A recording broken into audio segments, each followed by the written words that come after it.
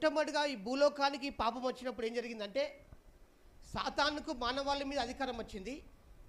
తర్వాత అన్నీ వచ్చినాయి. శ్రమ వచ్చింది, ఇరుకు వచ్చింది, ఆటంకం వచ్చింది, దరిద్రం వచ్చింది, తర్వాత వ్యాధులు వచ్చినాయి, బాధలు వచ్చినాయి, ఇవన్నీ వచ్చినాయి.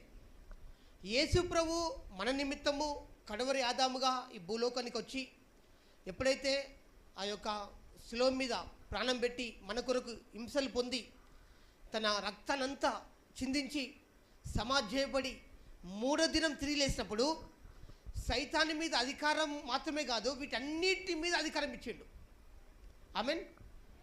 దరిద్రాన్ని మనం గద్దిస్తే దరిద్రం వెళ్ళిపోతుంది, మనం గద్దిస్తే వ్యాధులు వెళ్ళిపోతాయి, మనం గద్దిస్తే ఆటంకాలు వెళ్ళిపోతాయి, మనం గద్దిస్తే అసమాధానం వెళ్ళిపోతుంది. ఇవన్నిటి మీద దేవుడు మనకు అధికారం ఇచ్చాడు. కాబట్టి ఇవన్నిటి మీద మనం గొప్ప విజయం మనకు వచ్చేసింది ఆల్రెడీ.